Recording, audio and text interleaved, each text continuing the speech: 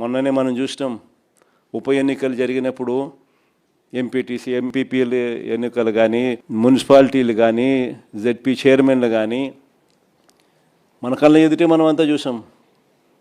మేయర్లు కానీ బలవంతంగా ఏ మాదిరిగా అధికార దుర్వినియోగం చేసి చంద్రబాబు నాయుడు గారు ఏ రకంగా దౌర్జన్యం చేసి ప్రలోభాలు పెట్టి దౌర్జన్యం చేసి ఏ రకంగా ఎన్నికలు రిగ్ చేసే కార్యక్రమం చేస్తాడో మనం అంతా కూడా చూసాం.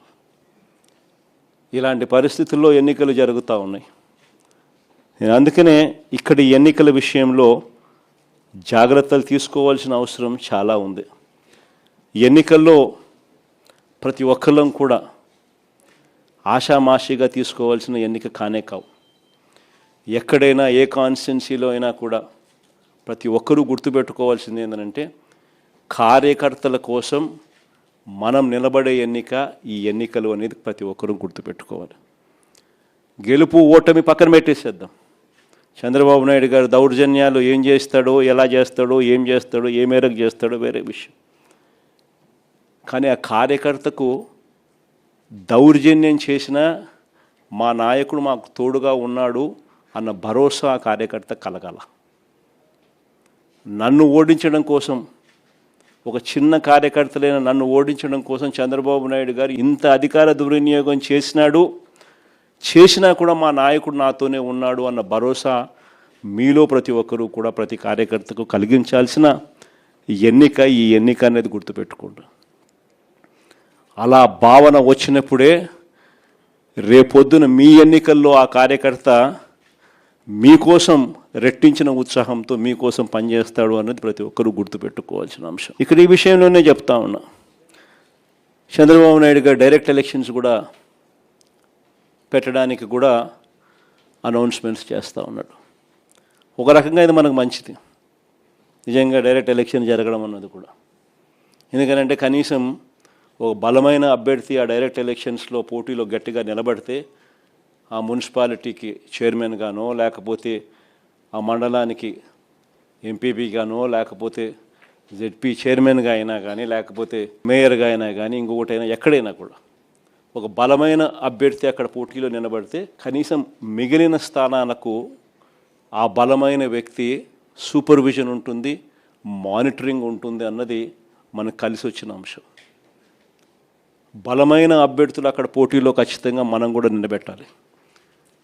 మున్సిపాలిటీలకు కానీ డైరెక్ట్ ఎలక్షన్స్ కాబట్టి ఆ మండలానికి కానీ బలమైన క్యాండిడేట్ను మనం తీసుకొని వచ్చి పెట్టాలి.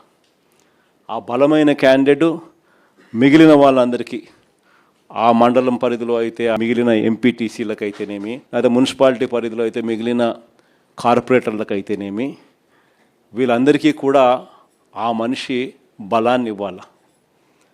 ఆ మనిషి సూపర్విజన్ చేయాలి. ఆ మనిషి సూపర్విజను, ఆ మనిషి బలాన్ని రెండింటినీ కూడా కార్యకర్తలకు ఇవ్వగలిగితే ఒక బలమైన క్యాండిడేట్ గెలుచుకొని వస్తాడు అనేది గుర్తుపెట్టుకోవాల్సిన అంశం. ఈ ఎన్నికల్లో మనం గెలిపించుకునేది మన కార్యకర్తలను. ఈ ఎన్నికలు జరగాల్సింది ఆ కార్యకర్తలకు భరోసా ఇచ్చే విధంగా జరగాలి. ప్రజల వాయిస్ వినిపించే విధంగా ప్రజలకు మనం తోడుగా నిలబడగలగాలి. అది ఖచ్చితంగా గుర్తుపెట్టుకోవాల్సిన అంశం. ఎక్కడైనా కూడా మీ నియోజకవర్గాలలో ఎక్కడైనా కూడా ఏకగ్రీవంగా ఎక్కడైనా ఎన్నిక జరిగితే మాత్రం నన్ను అడగాల్సిన పనిలా క్యాండిడేట్ ఆ తర్వాత ఎన్నికల్లో పోటీ చేయడానికి మీరే గుర్తుపెట్టుకోండి. ఎక్కడైనా పోటీ జరగకోకుండా ఏకగ్రీవంగా ఇడిచిపెట్టినారంటే మాత్రం ఆ తర్వాత క్యాండిడేట్ ఎమ్మెల్యే ఎలక్షన్లో క్యాండిడేట్ కాడు అనేది గుర్తుపెట్టుకోండి. అంత ప్రస్ఫుటంగా అంత క్రిస్టల్ క్లియర్గా చెప్తా ఉన్నా. ప్రతి చోట పోటీ జరగాల. ఎన్నికలు అయిపోయిన తర్వాత కూడా నేను రిపోర్ట్లు తెప్పించుకుంటాం.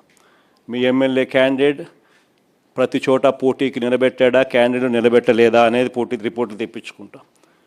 నిలబెట్టిన తర్వాత మీ ఎమ్మెల్యే క్యాండిడేట్ ఆ క్యాండిడేట్లకు ఏ విధమైన సపోర్ట్ ఇచ్చినాడు, సపోర్ట్ బాగా ఇచ్చాడా, బలంగా నిలబడ్డా మీతో పాటు, అవునా కాదా అన్న రిపోర్ట్లు కూడా తెప్పించుకుంటాం.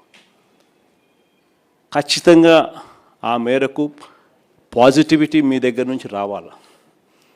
ఈ ఎన్నికలు మన కార్యకర్తల కోసం గట్టిగా నిలబడితేనే కార్యకర్తలు మన ఎన్నికల్లో మన కోసం గట్టిగా నిలబడతారు అన్నది ప్రతి ఎమ్మెల్యే క్యాండిడేట్ కూడా తన సిస్టంలోకి జీర్ణించుకోవాల్సిన అవసరం ఉన్న అంశం.